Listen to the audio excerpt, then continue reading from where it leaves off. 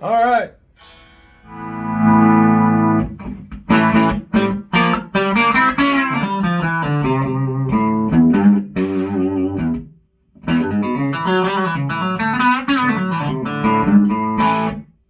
So there's the little amp. I'm going to tilt the camera down so you won't see me anymore. So there is the amp, and sitting on top of my Bauer 112 cabinet with the EV speaker in it, because it's plugged into that speaker down here. This has a 10-inch Jensen speaker in it, and it works. I think this one's a little bit tired, so it can use a little more speaker. But I'm not going to modify this thing because it's rather collectible. I may, if I can find the correct Jensen speaker, I might replace it. But there's.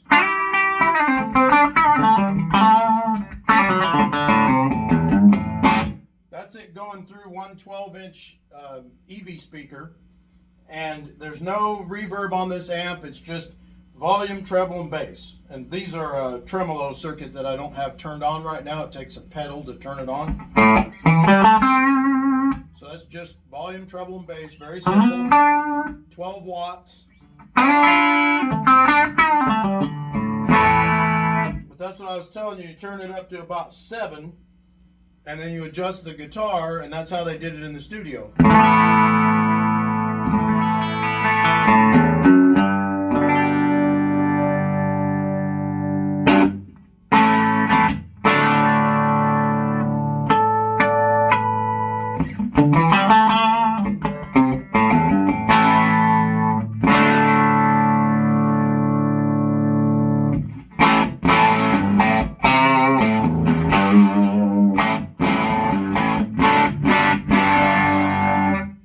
All the way up right there, but as you can see, it starts to get that natural distortion.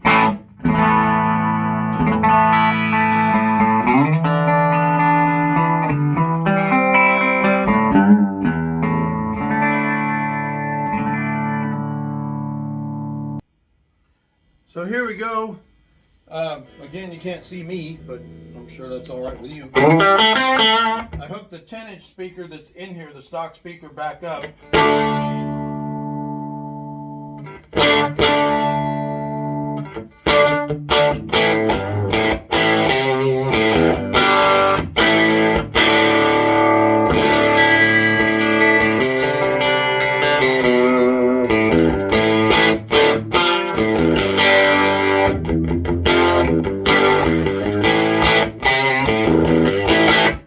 I think that speaker's kind of ratty. It's had a little too much.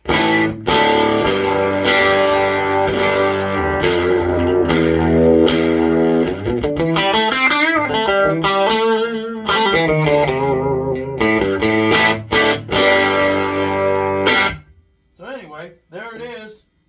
And tilt this back up here so I can say hello. So there it is. It's back together. It's working, and it's all completely stock except for the cap that I replaced and the power cable that I replaced. But the speaker, I might change it. I haven't figured that out yet. But I mean, it kind of needs to be changed because the speaker's blown. So I mean, it still works, but you can tell that it's not right. So the speaker's had some wear and tear on it.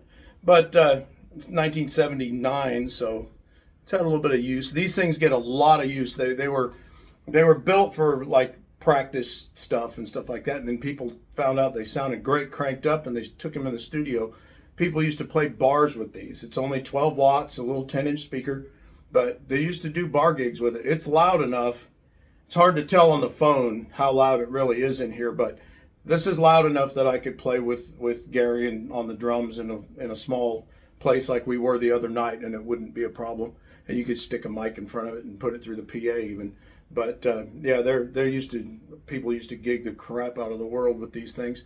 But in fact, Tom Petty's guitar player, his lead guitar player, is known for using small amps during their show, and he used an old Tweed Deluxe and one of these and a little Vox, a little 15-watt Vox, and he had them on little switchers, back and forth.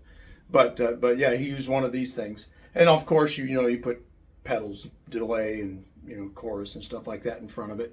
And you can put a tube screamer in front of that and make it sound huge. But that's what that thing's all about. They're just cool little amps. So it's working, and now it's about time for me to go take a little pause and rest a bit.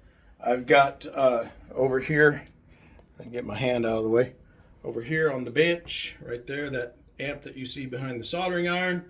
That is the one of Brent's 2 Marshalls that I've been working on, and I believe that one's going to come to life tomorrow.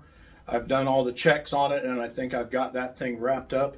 I just need to put the tubes in it and bias it and fire it up and make sure that everything is there, and see what kind of life I can get out of that one. So hopefully that one will be done tomorrow. The other one that you saw the other day, that one has a blown output transformer, and Marshall output transformers are expensive. If you try to find a bargain one, they're kind of tough to find. So I'm doing a little shopping, trying to save Brent some money on that, because they're Marshall output transformer for a JCM 900 is about $400. So they're not cheap, and that one went poof. So anyway, I should have that Marshall up and running tomorrow, and I've got Zane, my endorser of Bauer Guitars.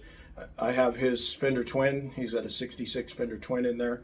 The one I showed you that I was also working on when I was talking about the fuses. That one had the right fuse in it, and that was the example I used that did the right thing. It had the correct fuse in it. The amp had an issue, or the stage had an issue with the current or whatever, the electricity. I don't know yet exactly what happened, but the fuse did its job. It protected the amplifier. So that one was right. The other ones that I showed you, lucky they didn't light them on fire. But anyway, so I should have his Twin in here tomorrow. With any luck, I'll have that running, and have that Marshall over here up and running. And I've got one other Marshall that I need to look at tomorrow for a customer in Oklahoma City. So tomorrow will be Marshall Day, except for the Fender Twin. Got to have the Fender first. So anyway, thank you all for watching. I hope you enjoyed my little tidbit with this old Princeton amp. Really cool amp. Honestly, I will probably replace the speaker and hang on to it for a bit, because it's just a very sweet. The old Fender hand wired circuits are just sweet sounding. You can't beat them. I mean, I was just playing the thing with just this and a guitar cord, no pedals, nothing. Just plug it in and go. And man, it sounds good. It's really hard to beat that. Leo Fender was a genius. I mean, the stuff that he came up with it's so simple, but so good, and that's why it was all over so many records. So anyway, you guys have a good Saturday night, and I'll see you Sunday. Bye.